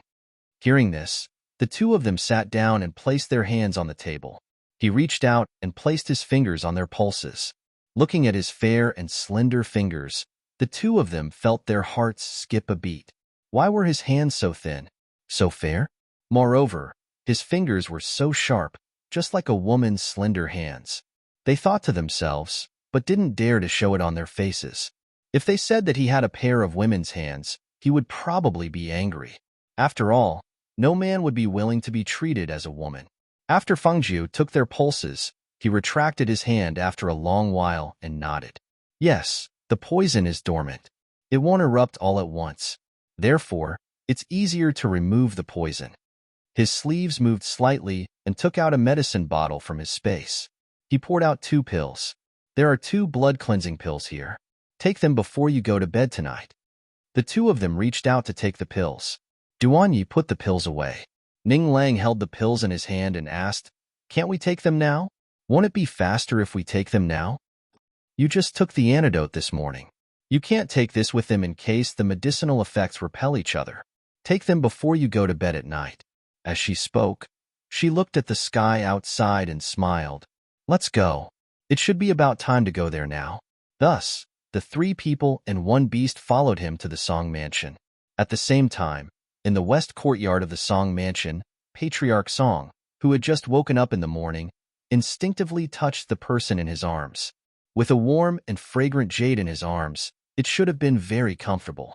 However, when he touched it, it felt a little dry and rough. He was startled and opened his eyes with some doubts.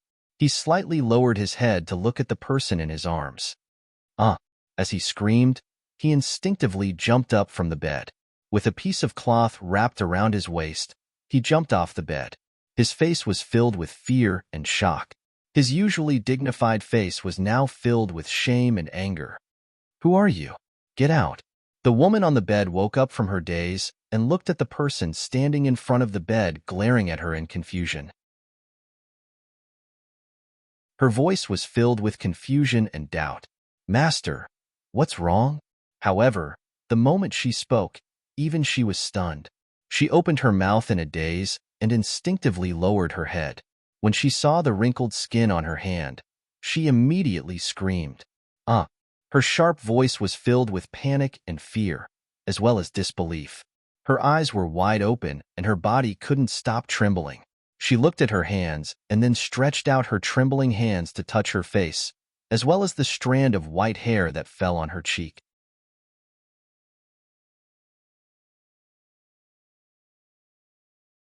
Chapter 997. When the naked figure in the mirror was reflected in her eyes, she stepped back in disbelief. Her legs went soft and she fell to the ground. The person in the mirror was like an old woman. Her sexy and plump body had become old and shriveled at this time. Her face was skinny and she was no longer as beautiful as before. Her white hair made her look like an old woman who was nearly 100 years old. There was nothing familiar about her. How could this be? How could this be? How could I become like this? How could this be? Her hands tightly wrapped around her ugly naked body as she muttered uncontrollably. Her expression carried a trace of absent-mindedness, unable to believe that when she woke up, she had become neither a human nor a ghost. In a trance, she seemed to have thought of something. Helplessly and in a panic, she looked at the Song family head who was standing at the side and glaring at her angrily. She cried, "Master, master, how could this be? How could I become like this?" Song family head was still furious a moment ago, but when he woke up, the enchanting beauty in his arms had turned into an old woman who was over 100 years old. Just as he was about to put on his clothes and order people to drag her out, he heard a hoarse and unpleasant sobbing voice. She even called him master, which made him furious. He was angry and embarrassed. He stepped forward and kicked the naked old woman who was sitting on the ground. "Bastard! Who the hell are you?" Second madam, who was in a state of panic and helplessness, was kicked in the chest by him. Her whole body fell backward, rolled twice, and hit a cabinet in the corner. Her head hit the ground, and the skin on it was broken. Blood seeped out, and she cried out in pain because of the internal force contained in that kick. She screamed and struggled to get up. With tears streaming down her face, she looked at Song family head who was already putting on his clothes and cried, "Master, it's me, I'm Lien-er. Song family head, who was putting on his clothes, was shocked when he heard this. He stopped putting on his clothes and looked like he had seen a ghost. You're Lien-er?" He took a breath of cold air. How could it be? Obviously, he didn't believe that a delicate and beautiful beauty had become an old woman when she woke up. No one could bear this psychological change and visual impact. "Patriarch? What's the matter with the Patriarch? Do you need us to go in?" Because of the screams and cries in the room, the guards outside were alerted. At this moment, a few guards were shouting outside and asking questions. As soon as they heard the order to come in, they would rush in. Upon hearing the conversation outside, second madam, who was lying on the ground, endured the pain of being kicked and struggled to get up. She hurriedly put on her clothes, but at the thought of her inhuman appearance, she couldn't help but burst into tears. However, when she cried when she was young and beautiful, it was like a pear blossom with tears. She was so delicate and beautiful that it made people feel pity for her. At this moment, she had turned into an old woman. Her body and appearance had changed. Her hair was white, and her face was wrinkled. When she cried again, it would only make people feel disgusted. They wouldn't even want to take a second look at her. "You are Leaner?" Song family had calmed down. He also felt that it was impossible for an outsider to sleep in his arms after he fell asleep. Then, was this old woman really Leaner? However, if it really was her, how did she suddenly become like this overnight?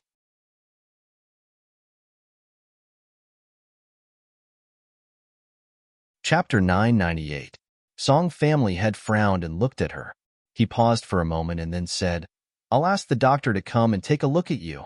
While speaking, he walked out of the outer room and ordered someone to quickly ask the doctor in the mansion to come over. The second madam was crying in a low voice in the inner room.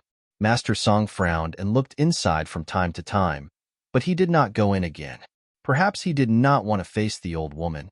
Not long after, the doctor hurried in under the lead of the guards and entered. Under the master's instructions, he came to the inner room to diagnose the second madam. However, after seeing the second madam's condition, the doctor was surprised and shocked. "How is it?" Master Song asked in a deep voice and looked at the doctor in the mansion. "Master, I've never seen or heard of the second madam's situation." The old man's face was full of surprise. He sighed and said, "I've only heard of people whose hair turned white overnight, but I've never heard of people who aged overnight. I've checked madam's pulse and checked her body, but I couldn't find anything wrong.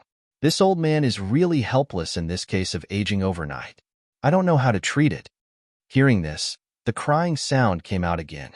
However, this time, Song family had only felt irritated when he heard it. "Mother? Mother?" Outside, a worried voice came. It was the third young master of the Song family, the youngest son of the second madam. Because the guard went to find the doctor in the mansion, and he was also in the western courtyard, he heard that there seemed to be something wrong here.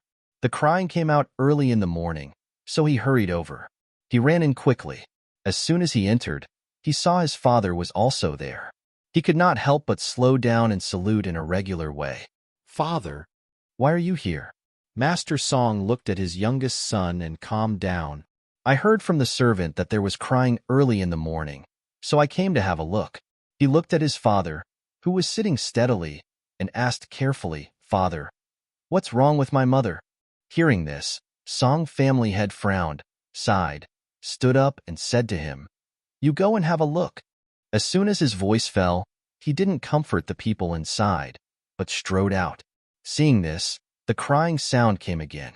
When third young master saw this, he couldn't help but be startled. He stopped the doctor who was about to leave and asked, "What happened to my mother?" The doctor stopped in his tracks and glanced at him before saying, "Third young master, second madam has contracted the disease of aging and turned into an old woman overnight.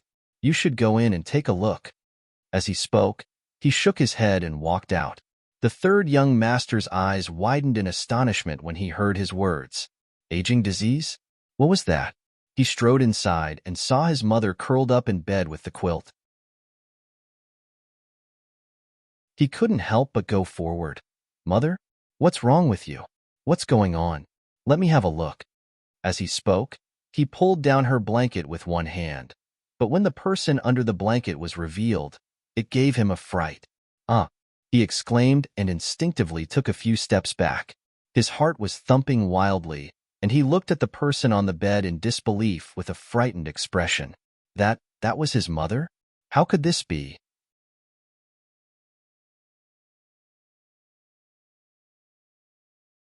Chapter 999.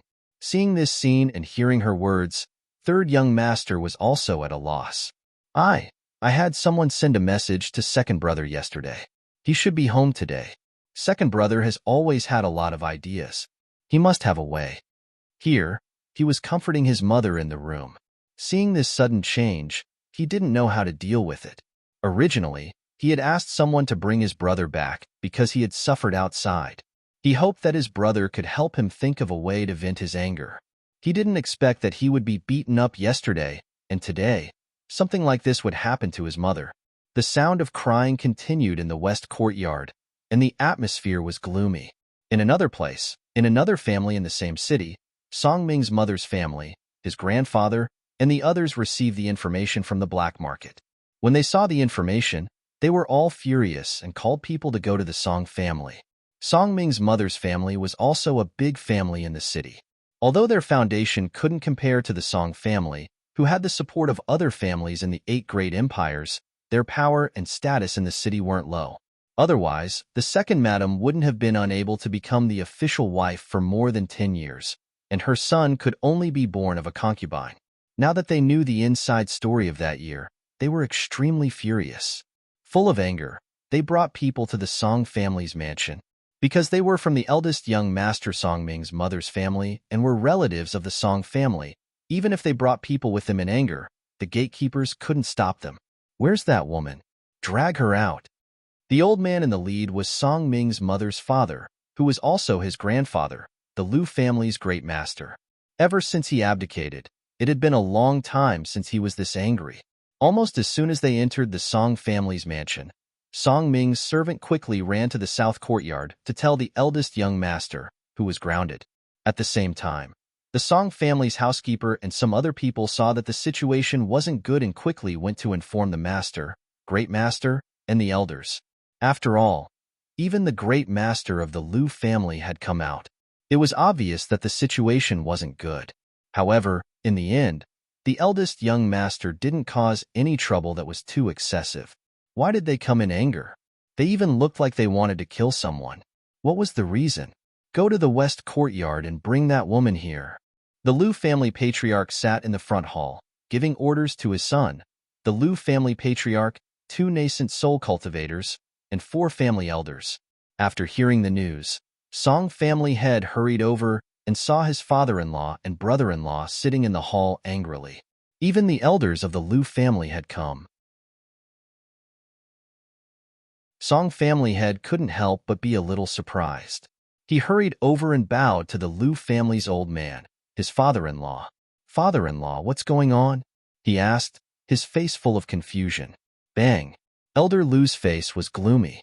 He slammed his hand on the table and stared at him with sharp eyes and anger. You raised a good woman.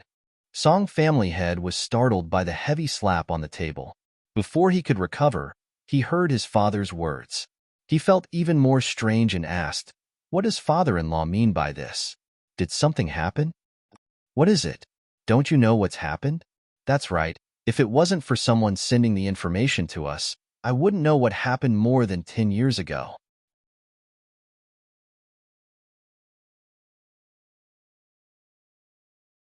Chapter 1000. Grandpa, Uncle, why are you here? At this moment, Song Ming's surprised voice came from outside. He ignored the anger of the people in the hall and walked forward. He just happened to see his grandfather throw something at his father, so he went forward and took out a piece of paper to have a look. With this look, his originally somewhat lazy expression suddenly sank, and his usual ruffian look also disappeared from his face. He picked up the other papers and looked at them, one by one. The more he looked, the darker his face became, and the more murderous his body became. In the end, he even took a piece of information that his father picked up from the ground and looked at it. After reading the information, he threw it on the table, turned around, and strode out without saying a word. Seeing that, Patriarch Song was stunned and couldn't help but call out, Ming'er, where are you going? However, Song Ming didn't answer him. Instead, he disappeared in front of him in a few moments. Seeing this, Patriarch Song lowered his head and looked at the information. At first, he didn't think much of it, but who knew that the things recorded on it made his heart tremble and he was in disbelief. How is this possible? This is impossible. Impossible?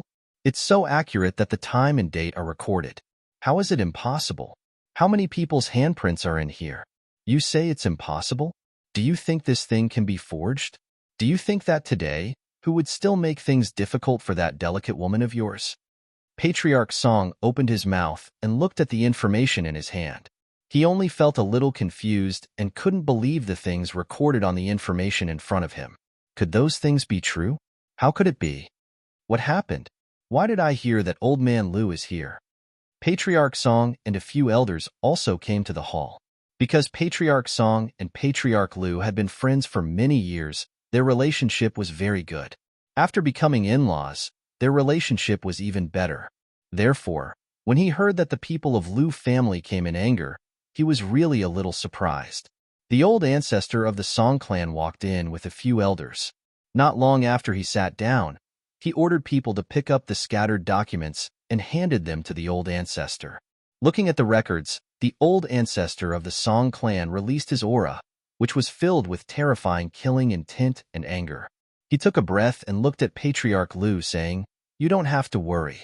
If this is true, I will definitely give your Lu family an explanation." As soon as he finished speaking, the panicked voice of the steward came from outside. "Not good, not good. First young master went to the west courtyard with a sword to kill second madam. He's fighting with third young master." When everyone in the hall heard this, they rushed out one by one and rushed to the west courtyard.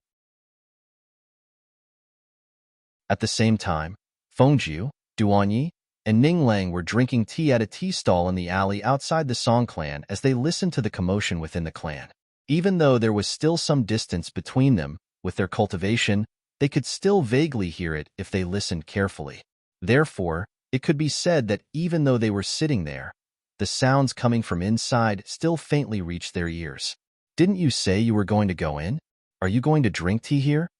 Duanyi glanced at Fengjiu and didn't know what he wanted to do.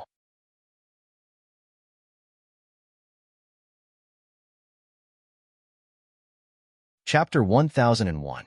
At this time, the west courtyard of the Song mansion was in a mess.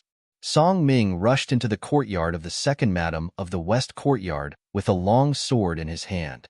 However, before he could get close to the inner room, he was stopped by his half-brother. He had never had a good impression of this half-brother of his, because their existence was only telling him, reminding him of how his father had betrayed his mother. "Come out, Bai Lian, come out." Song Ming waved away the people who stopped him and shouted, "Third brother, you'd better get out of the way. Otherwise, don't blame my sword for being blind." "Big brother, what are you doing?" He was no match for Song Ming. With a wave of his hand, he was sent flying. However, he felt that even if Song Ming did not like him, he would not kill him because there was no brotherhood between them, because the blood of the same father flowed in their veins. However, he underestimated Song Ming's fierceness in his rage. When Song Ming strode forward and stepped through the door, he saw Bai Lian pouncing to block him again. Enraged, Bai Lian stabbed the sharp sword in his hand towards Bai Lian. "If you don't come out, I'll kill your son." "Hiss, big brother." The sharp blade cut his arm and blood oozed out. He gasped and cried out in pain. He couldn't believe it. A faint smell of blood filled the air. Not only was the third young master shocked, but even the guards who didn't know how to stop him were shocked. They thought that the eldest young master wouldn't attack the third young master. Who knew that the eldest young master's sword really stabbed the third young master? Perhaps it was because of Song Ming's threatening words outside, or perhaps it was because she heard her son's cry of pain, but the second madam ran out from inside. However, when she appeared, everyone outside couldn't help but suck in a cold breath. "Hiss, this is the second madam?" That's right, that's right. When Master woke up this morning, he was shocked. He even asked someone to call a doctor over. The doctor in the manor said that second madam had an aging disease and became like this overnight.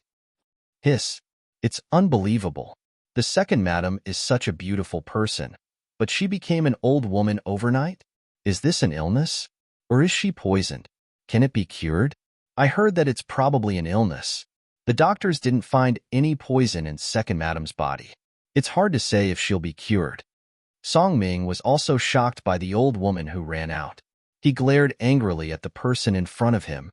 She was dressed in a simple and elegant dress, but her hair was white and her face was full of wrinkles. She was so old that she looked like she was over 100 years old. If he hadn't heard the whispers and discussions of the guards behind him, he wouldn't have believed that the person in front of him was actually that woman, Bai Lian. "Bai Lian, you have viciously poisoned my mother, This is what the heavens can't stand and want to punish you. Ha ha ha ha. In just one night, you've turned into something that doesn't look like a human or a ghost. Balian, do you think the old man still wants you? Ha ha ha ha. Song Ming raised his head and laughed loudly. His voice was filled with ruthlessness and schadenfreude. He pointed the sword in his hand at her. From the moment you entered the door, I've already found you an eyesore. A vixen who only knows how to seduce people still wants to be the mistress of our Song family? Humph. With me, Song Ming, around, you'll never have this chance. Hearing those words, the third young master was stunned. He didn't care about his injured hand and looked at Song Ming in shock. Big brother, what are you talking about? What do you mean my mother harmed your mother? How is this possible?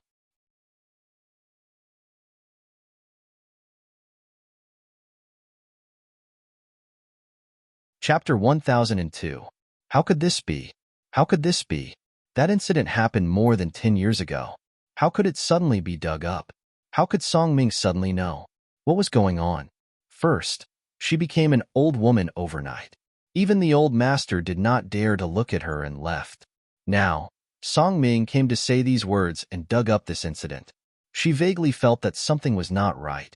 She suddenly felt that these two incidents should be related. If Song Ming and the others had the information and knew about that incident, they would not have waited until now. However, it just had to be dug up today. Did that mean that he only knew about it today?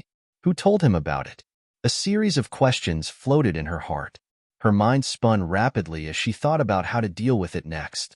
However, before she could think of a way, she saw a group of people striding in from outside.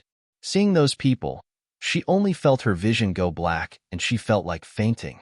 At that moment, it was as if the sky had collapsed. In addition to the patriarch, there was also the Song clan's patriarch, as well as several clan elders.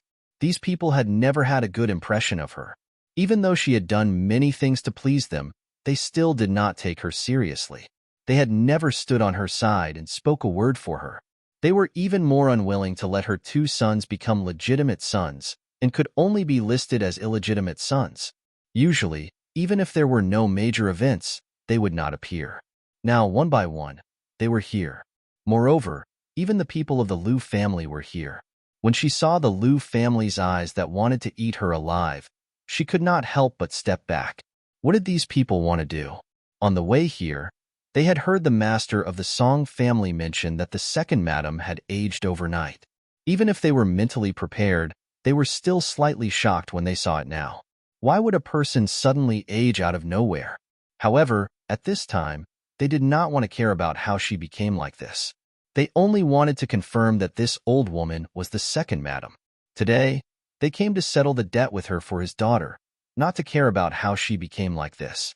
Song Hong, the Liu family's ancestor, called out in a deep voice. His eyes were filled with killing intent as he glanced at the second madam. He then looked at the Song family's head and called out his name. He asked, "What kind of explanation do you plan to give us for this woman?" Song clan leader hesitated and said, "Father-in-law, please give me some time. I will definitely give the Liu clan a satisfactory explanation. After all, she was the mother of his other two sons. Could he really kill her just like that? We'll wait here and watch. If you want to stall for time, we don't mind taking her life ourselves," the Liu family's patriarch said in a gloomy voice. In an instant, he attacked. A gust of wind surged from his palm. In the next moment, as he raised his hand, the second madam, who was hiding behind him, was ruthlessly thrown out without being able to resist. Ah! Mother! A blood-curdling scream rang out, along with the third young master's worried and alarmed cries. He quickly went forward to help her up. He was very angry in his heart. Why did you treat my mother like this? You want to kill my mother without any evidence? I won't allow it. He stood protectively by her side and glared at the Liu family.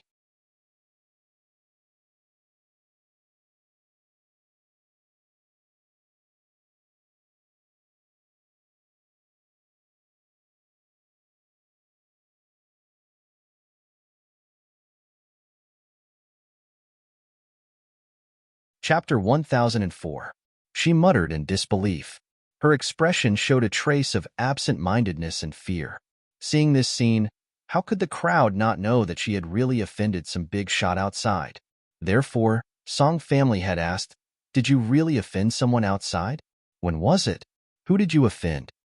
Humph. Now is not the time to talk about who she offended, but about how she poisoned my daughter, your wife. You don't ask about it, and you don't deal with it. Instead, you care about something unrelated. Lu family head's face was gloomy as he shouted, "Since your Song family won't deal with it, then our Lu family will make her pay with her life. Bring her back," he shouted. The two people behind him were about to step forward, but at this moment, a figure rushed in. Grandfather Lu. A young man suddenly appeared in front of everyone. The young man's aura was steady, and his face was 60% similar to Song family heads. This person was Bai Lian's eldest son, and also the second son of the Song family.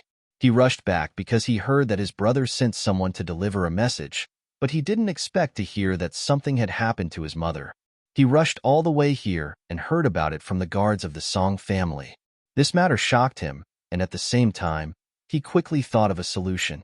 Even if it was true that Bai Lian poisoned the first madam, at this time, he could only deny it. Otherwise, he would only end up dead. While he was thinking of a solution, he was also thinking about who wanted to deal with his mother. Was the evidence in the Lu family's hands true? Why couldn't the Song family and the Lu family find it, but others could? "It's you, kid? Get out of the way." Lu family head's eyes were cold.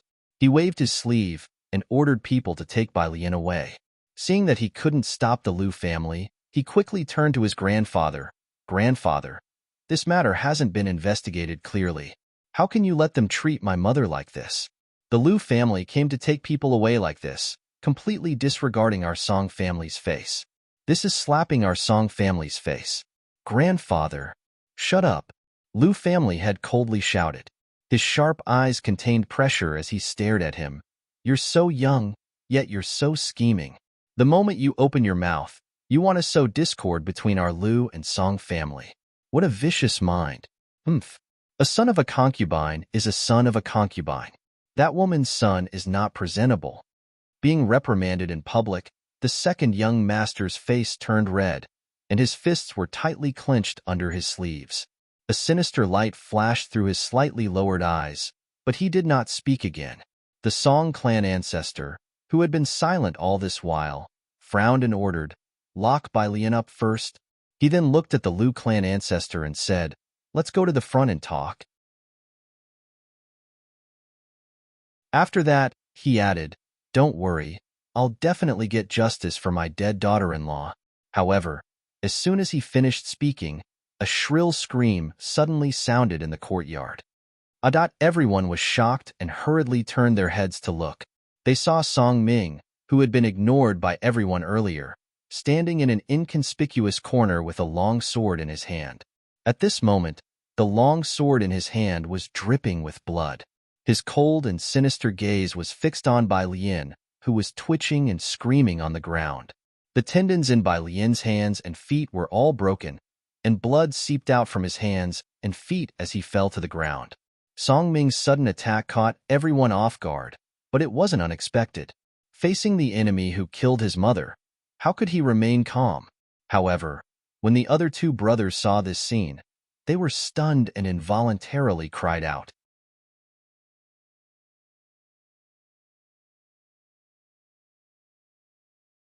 Chapter 1005. Supporting their mother, whose hands and feet had been cut off, the two brothers glared at Song Ming with hatred. Anger grew in their hearts and surged in their hearts. The third brother couldn't help but rush forward and slash at Song Ming with his sword. "You dare to hurt my mother, I'll kill you." However, before he could get close to Song Ming, he was pushed away by the Lu family's ancestor. The Lu family's ancestor protected his grandson and stared at them coldly.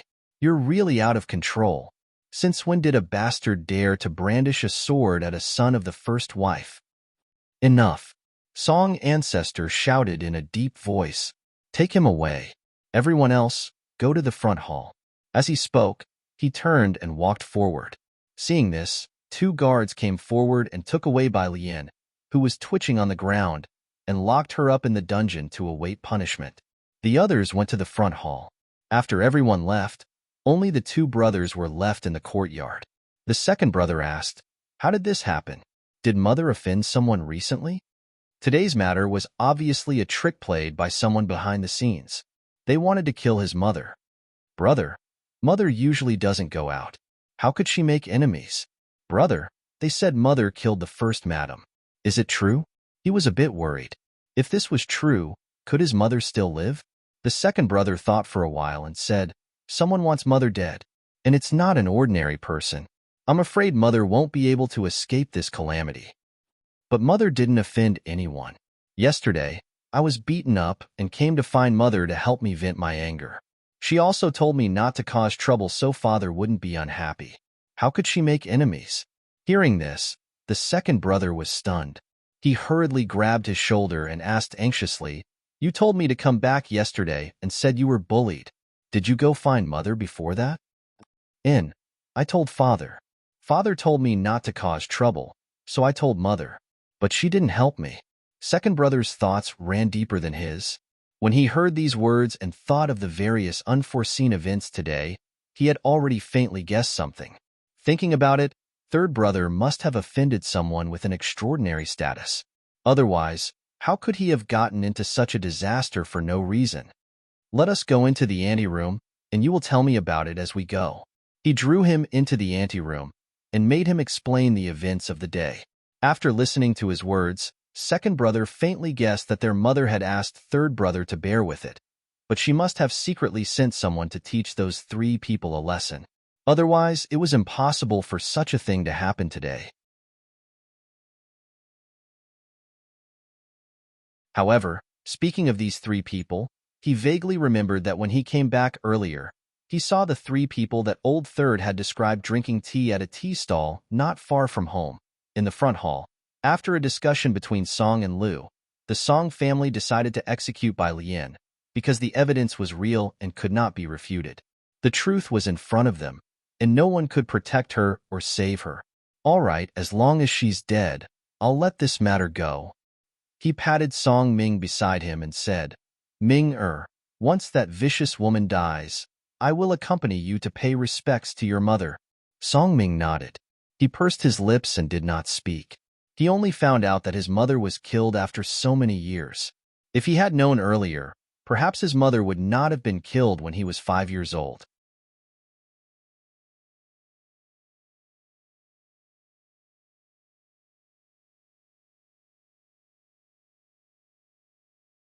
But one of them is dressed in red, and all three of them are outstanding?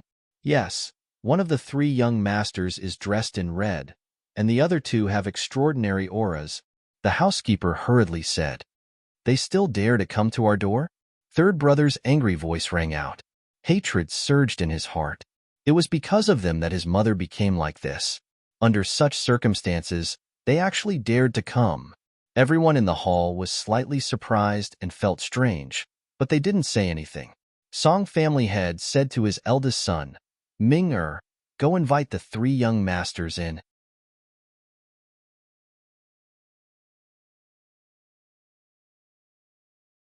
Chapter 1007. After Song Ming heard those words, he strode out. No matter who these three people were, since they helped him find his mother's murderer, they were Song Ming's benefactors. As for the other two brothers, after hearing their father's words, they could only grit their teeth and retreat to the side, not daring to say anything more. Many times, the children of concubines did not have the right to speak and were not valued. This was something they had known for a long time. When Song Ming came outside and saw the three people, he could not help but be startled. He looked at them with a strange expression. "It's you guys?" That day, when he was gambling in the alley, he saw the three of them standing in the crowd. He did not expect to see them again, and it was them who came to visit. "Of course it's us." Ning Lang grinned and strode inside. "Song Ming, is your house lively?" Hearing this, Song Ming's expression changed slightly and he asked, "Did you guys give the information in my grandfather's hands?" What information?" Ning Lang was slightly startled and turned to look at Fengjiu. "What information did you give them? What's the use of it?"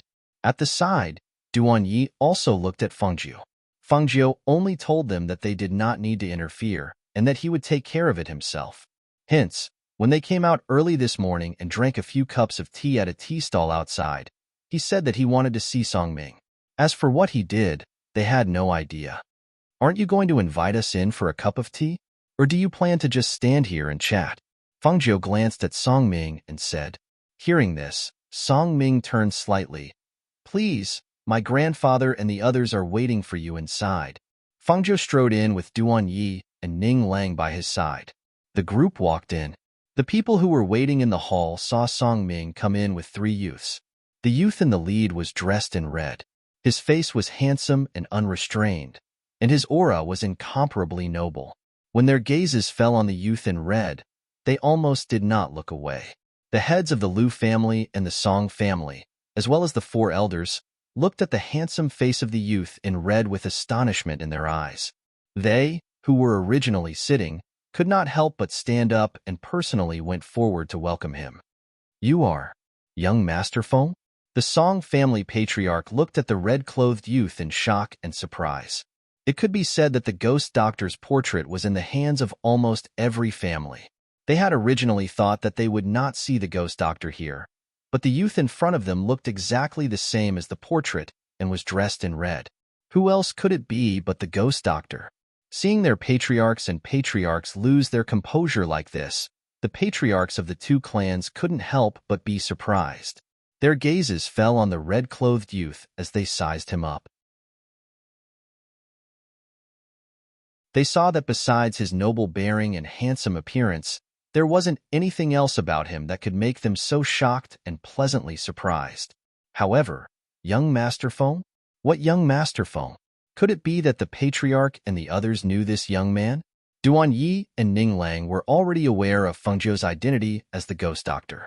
They had seen many similar things along the way, so they were calm. The 2 of them stood quietly beside Fengzhou. Even the neglected pet, Tun Yun, was squatting beside Fengzhou, looking at everyone in the hall with narrowed eyes. I hope that Patriarch Song will forgive me for taking the liberty to come and disturb you. You're tuning in to the Romance Rendezvous YouTube channel. We're so grateful for your support, and don't forget to subscribe to join us on this incredible journey through captivating stories. Your generosity through donations truly makes a world of difference, as it's the primary source of revenue that allows me to expand and enhance this channel for you. Thank you from the bottom of my heart for being a part of this adventure.